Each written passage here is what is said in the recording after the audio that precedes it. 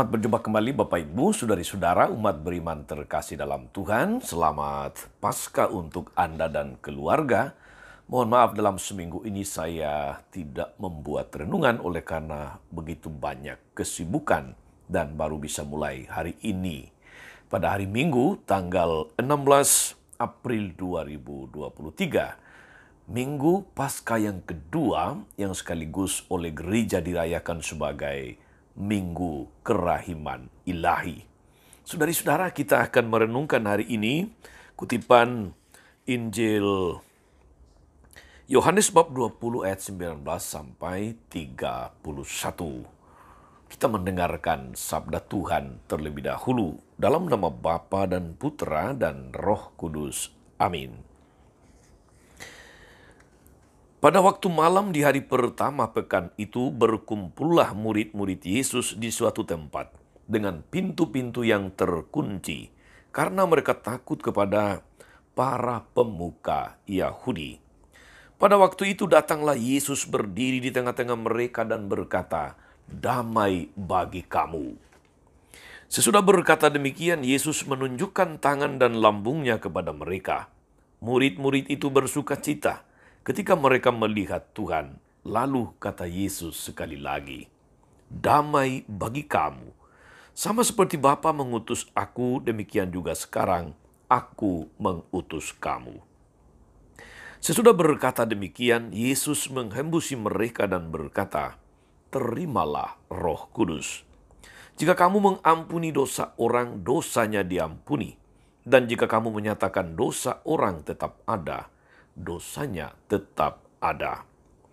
Ketika Yesus datang ke situ, Thomas, seorang dari ke-12 murid yang juga disebut Didimus, tidak ada bersama-sama mereka. Kata murid-murid yang lain itu kepadanya, "Kami telah melihat Tuhan." Tapi Thomas berkata kepada mereka, "Sebelum aku melihat bekas paku pada tangannya, dan sebelum aku menaruh jariku ke dalam bekas paku itu, dan menaruh tanganku ke lambungnya, sekali-kali aku tidak akan percaya." 8 hari kemudian, murid-murid Yesus berada kembali dalam rumah itu dan Thomas bersama-sama dengan mereka. Sementara pintu-pintu terkunci, Yesus datang. Ia berdiri di tengah-tengah mereka dan berkata, "Damai bagi kamu."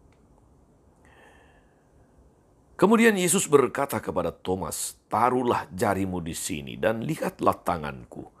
Ulurkan tanganmu dan taruhlah ke lambungku, dan jangan engkau tidak percaya lagi, melainkan percayalah." Thomas menjawab dia, "Ya Tuhanku dan Allahku." Kata Yesus kepadanya, "Karena engkau telah melihat aku, maka engkau percaya.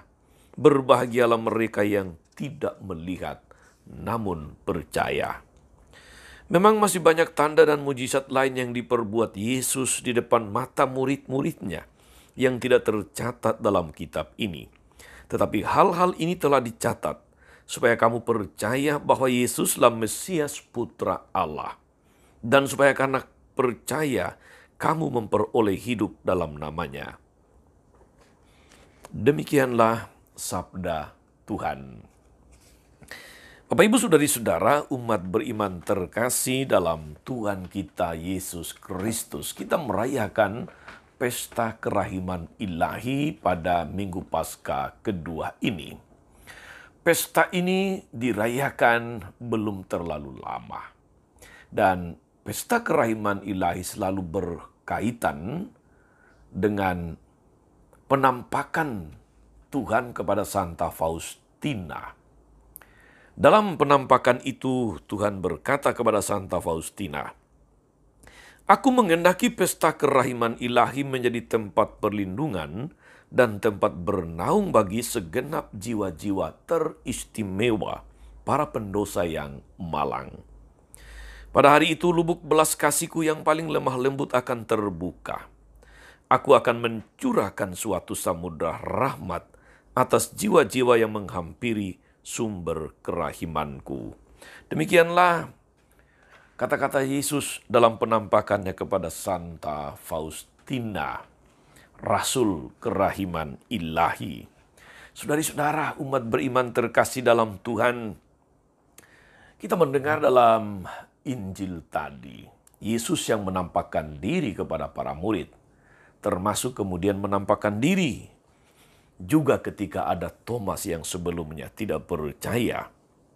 Ketika Yesus menampakkan diri, saudari-saudara, para murid sesungguhnya berada dalam keadaan takut, dalam keadaan gentar, dalam keadaan penuh dengan kekhawatiran, kecemasan, takut bahwa mereka akan dibunuh, dikejar, dicari oleh para serdadu Romawi, atau para penguasa Romawi. Ketakutan menjadi momok yang menghambat keberanian mereka.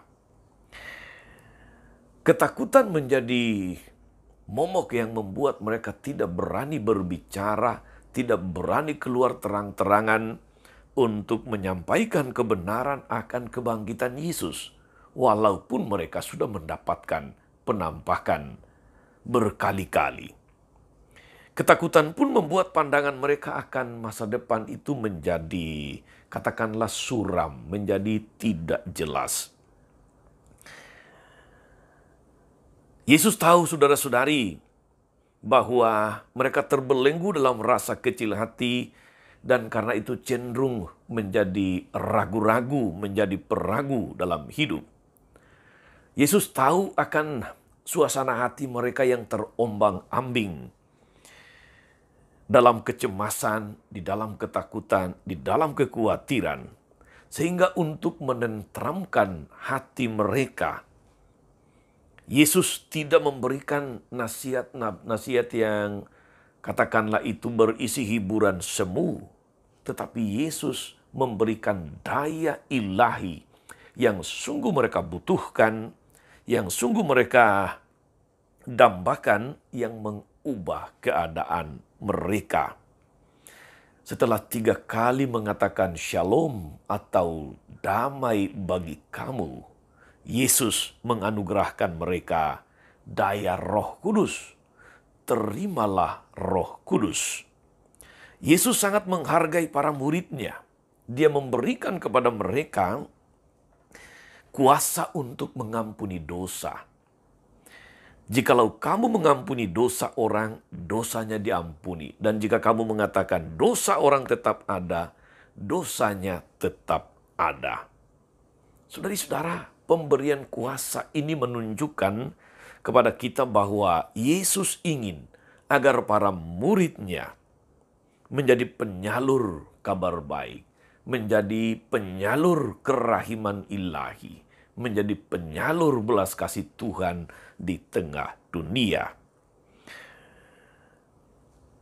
Itulah yang kita terima, itulah yang dilestarikan dalam gereja melalui sakramen tobat, sakramen kerahiman ilahi, boleh saya katakan demikian, sakramen belas kasih Allah.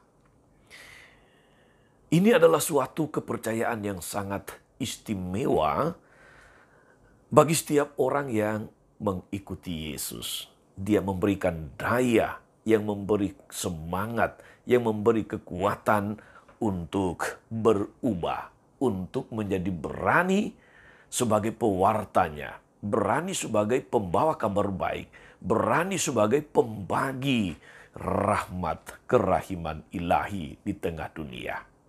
Saudari-saudara, umat beriman terkasih, kisah Yesus menampakkan diri sesudah kebangkitan dalam Injil hari ini mengajak kita, menurut saya, merenungkan selain tadi tentang kepercayaan Yesus memberikan kuasa Roh Kudus kepada para murid, tapi juga apa yang perlu dalam hidup bersama kita sebagai orang-orang yang sudah percaya kepada Tuhan, orang-orang yang sudah dibaptis, orang-orang beriman yang hidup bersama dengan banyak saudara-saudari seiman maupun yang tidak seiman. Pertama, saudara-saudari, soal hubungan antara beriman dan berkomunitas.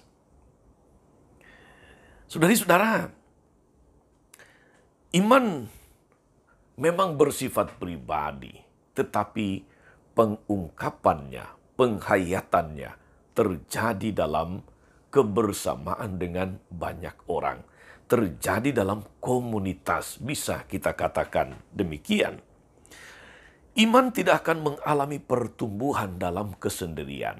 Justru dalam relasi dengan sesama, dalam kebersamaan dengan orang lain, iman kita itu bertumbuh. Iman kita mendapatkan tempat atau medan untuk dihayati, untuk ditumbuhkan, dikembangkan, dan kemudian menghasilkan buah. Memang saudara-saudara, kita memang membutuhkan waktu untuk sendiri. Kita membutuhkan waktu untuk diri sendiri, untuk merenung, untuk menyepi, tapi bukan untuk menghindari komunitas. Bukan untuk menghindari kebersamaan. Adalah ironis jika semangat antipati pada kebersamaan masih mewarnai pola beriman kebanyakan orang-orang Kristiani. Ironis, kalau percaya pada Tuhan yang mengutus para muridnya dalam komunitas, tetapi kita sendiri malah menghindari komunitas. Iman Kristiani tidak pernah lahir di luar kebersamaan, tidak pernah lahir di luar komunitas. Dia lahir selalu dalam konteks komunitas untuk komunitas. Iman Kristiani bukanlah gerakan individu, melainkan gerakan komunitas umat Allah. Saudari-saudara, dalam bacaan pertama hari ini tentang cara hidup jemaat perdana dengan sangat jelas disampaikan kepada kita hidup komunitas pasca kebangkitan. Hidup para murid gereja perdana. Inilah yang kita sebut sebetulnya komunitas basis. Apa maksudnya saudara-saudari? Bahwa hidup mereka yang telah percaya kepada Tuhan disampaikan dalam beberapa unsur yang sangat kuat dan saling berkaitan satu sama lain. Dikatakan saudari-saudara, orang-orang yang menjadi percaya dan memberi diri dibaptis bertekun dalam pengajaran rasul-rasul dan dalam persekutuan. Ingat, tak ada persekutuan tanpa komunitas. Itu tidak mungkin. Maka mereka yang percaya kepada Tuhan harus bersekutu. Bukan hanya dengan Tuhan dalam relasi pribadi, tapi juga dalam relasi hidup bersama. Yang kedua, mereka selalu berkumpul untuk memecahkan roti dan berdoa. Maka kalau ada doa basis, doa lingkungan, misa basis, misa lingkungan, rosario, katekese, KKS, dan sebagainya, yang bersifat komunitas saudari-saudara, jangan pernah abaikan itu. Kita sedang meniru, meneladani contoh hidup jemaat perdana yang selalu berkumpul untuk berdoa bersama. Selalu berkumpul untuk memecah-mecahkan roti secara bersama. Lalu kemudian saudara-saudari dikatakan bahwa segala kepunyaan mereka adalah kepunyaan bersama. Artinya saudari-saudara, dalam komunitas jemaat perdana, komunitas yang sudah mengalami kebangkitan, terjadi solidaritas yang luar biasa. Mereka menjadi komunitas berbagi, komunitas yang peduli, komunitas yang tidak cuek satu terhadap yang lain. Barangkali saudara-saudari dalam konteks hidup kita, dalam basis, dalam lingkungan, segala masalah bisa diatasi kalau semua orang mempunyai semangat yang sama, yaitu solider. Apakah solider terhadap mereka yang barangkali memang sering mengalami ketakutan karena macam-macam alasan, kesulitan ekonomi, ketidakpastian hidup, masa depan yang tidak jelas, studi yang tidak pasti akan selesai atau tidak, atau bahkan tidak punya katakanlah harapan untuk melanjutkan studi di lingkungan-lingkungan terdekat kita. Apabila komunitas peduli, komunitas PK, tidak ada yang bisa atau tidak ada yang tidak tertolong. Semua bisa saling mendukung satu sama lain asalkan ada semangat solider di sana. Itulah semangat para murid Yesus, semangat jemaat perdana yang seringkali menjadi rujukan kita dalam hidup berkomunitas basis di mana saja. Lalu saudara-saudari, akibat dari cara hidup mereka yang telah diwarnai oleh pengalaman Paskah, mereka disukai oleh banyak orang. Saudara-saudara, hidup Kristiani kita, hidup beriman kita itu menarik, memiliki daya pikat bagi orang-orang di sekitar kita kalau memang kita hidup dalam rukun dan damai, hidup dalam persekutuan. Kalau kita senantiasa menjadi komunitas yang sehati sejiwa, komunitas yang solider satu sama lain. Tidak ada komunitas semacam itu yang tidak disukai orang. Maka ini menjadi kesempatan bagi kita untuk merenungkan sejauh mana hidup Kristiani kita di basis, di lingkungan, menarik bagi banyak orang. Justru karena kita hidup rukun dan damai, sehati sejiwa, bersekutu, bertekun dalam doa. Sehingga kemudian kita menjadi komunitas yang menarik, komunitas yang katakanlah bercahaya. Yang kedua, saudari-saudara, umat beriman terkasih, setelah yang pertama tadi, beriman itu tidak pernah terlepas dari komunitas. Yang kedua, soal bagaimana mengenal dan mengalami Yesus. Saudari-saudara, hal ini berangkat dari perkataan Thomas, sebelum aku melihat bekas paku pada tangannya, sebelum aku mencucukkan jariku ke dalam bekas paku itu, sekali-kali aku tidak akan percaya. Saat kita berani melihat luka dan berani untuk menyentuh luka dan penderitaan sebetulnya saudara-saudari, pada saat itulah kita sedang mengalami Yesus. Dunia kita adalah dunia yang terluka oleh macam-macam masalah. Bukan hanya soal pandemi, tapi soal krisis ekonomi, soal ketidakpastian masa depan, soal macam-macam situasi dalam masyarakat yang terjadi akibat dari perkembangan yang sangat pesat, perkembangan teknologi, orang asik dengan dirinya sendiri dan melupakan kebersamaan. Orang asik dengan dirinya sendiri dan menjadi tidak peka dengan dunia sekitarnya.